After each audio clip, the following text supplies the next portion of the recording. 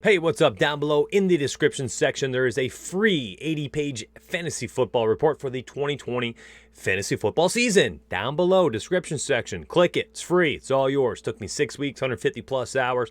It was over 80 pages on a Word doc uploaded into WordPress there for you, and it's totally free. All right, today we're talking about the top 5 running back rankings in the Rise or Fall preseason report. So you're looking at it right now on screen if you're on YouTube, and if you're listening on iTunes right now, it's Christian McCaffrey, Saquon Barkley, Zeke Elliott, Delvin Cooke, and Alvin Kamara. But here's the thing, this order has changed since this list was created. There's an entire rankings cheat sheet for all positions available in the link below, so go ahead and click on that and you can get access. But today I'm going to be talking about the actual updated list, and it is a little bit different, and it has to do, weirdly as it sounds, it has to do with COVID. Weird times. Doesn't feel right to talk about it this way, but here we are. Okay, hear me out. Zeke has moved up to my number 1 running back for the 2020 season, and that is because he's already had COVID.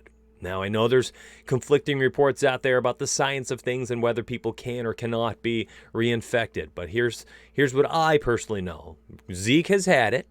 You know, he had his 4 to 6 week time period where it takes him to recover and his lungs to return to strength, and whatever happens in that time period, Zeke has gone through it. I am concerned about the actual fantasy football season and some of these key players getting COVID in terms of just fantasy football. I need to put that first and foremost.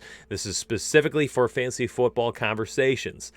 I am concerned that you're going to spend a high draft pick on somebody who ends up getting COVID and misses a third, maybe half of the NFL season. Right now, I know I can invest in Zeke, even if I'm going out of my way to take somebody who might not have the upside or the consistency or even the scoring floor of Saquon Barkley or Christian McCaffrey, and I can take him and not have to worry about him missing a large portion of the season as a very early pick that I invested into with my probably top 3 pick. Beyond the stats, we all know he had a fine season, 1,357 rushing yards, 419 receiving yards, 14 total touchdowns.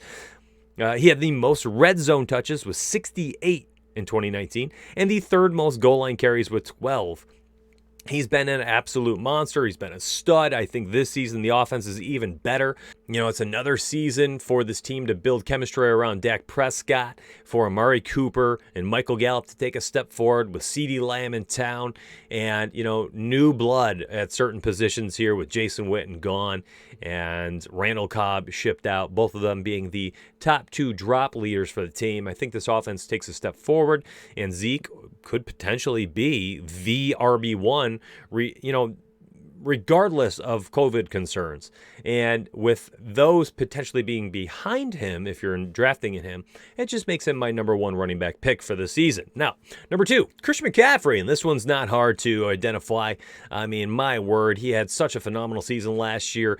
2,392 total yards on 116 receptions and 19 total touchdowns. I mean, this guy was ridiculous. He is the only running back in fantasy history to score 400 plus PPR points with both 1,000 rushing yards and 1,000 receiving yards. What a year. And if we're looking at his elusiveness, he was ranked 3rd in evaded tackles with 87, 12th in yards created with 415. Signed a massive contract this offseason. This is the highest paid running back in the league. I think with Teddy Bridgewater in town, a little bit more steady hand under center, I think that this offense is going to be better. I think DJ Moore and Curtis Samuel have tremendous years. And I think that Christian McCaffrey is due for a very similar type workload. Will he be as efficient? I don't know. I think he's going to be fantastic.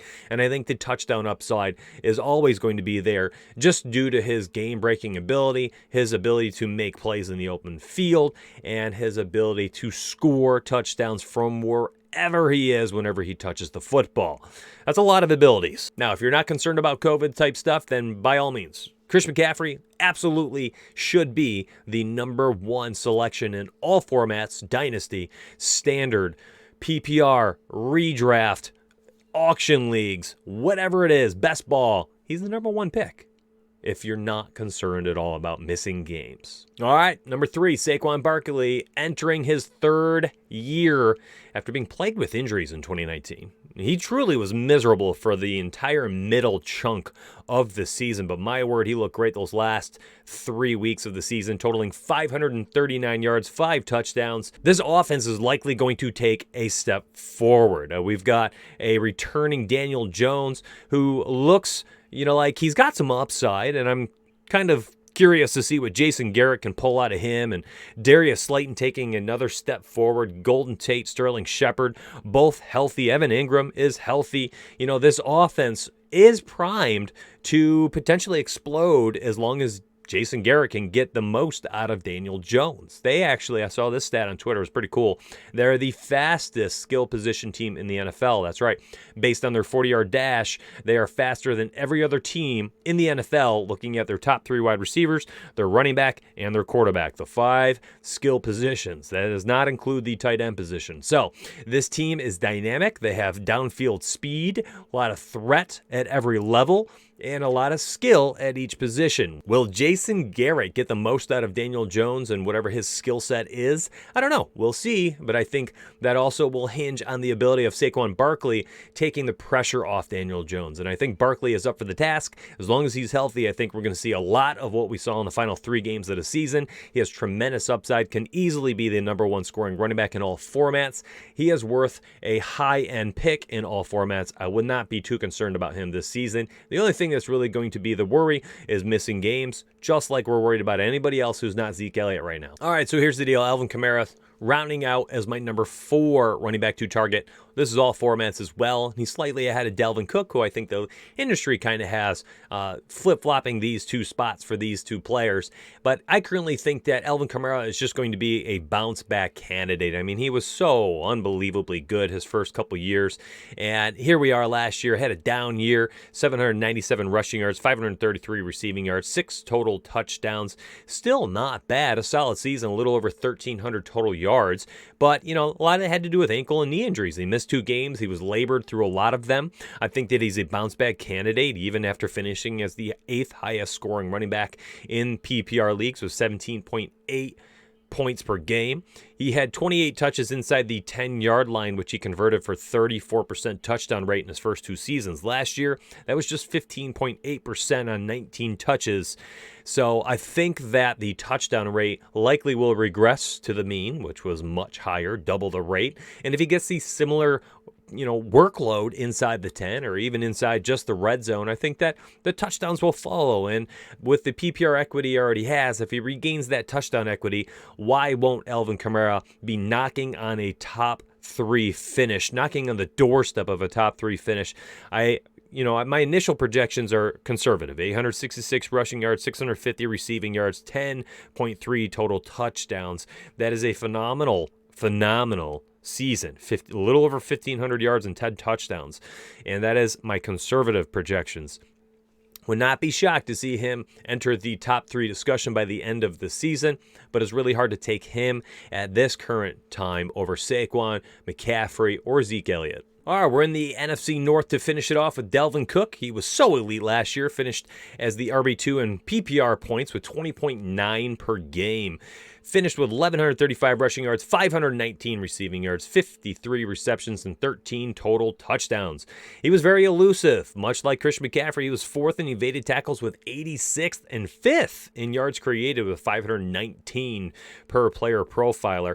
And a lot of that had to do with his game-breaking ability. This guy had very long runs very often, accounted for 30.5% of their total touchdowns and yards last year. He was truly the number 1 option in basically all phases of the game. He's also in a contract year, and Alexander Madison is a solid backup, so I would make sure that I try to grab him late in the draft, or if you're in auction leagues, I would spend a few extra dollars to secure the RB1 for the Vikings all year. Should Cook go down with injury at any time, I think Madison can come in and be a fine option, potentially a high-end RB2 with a full workload.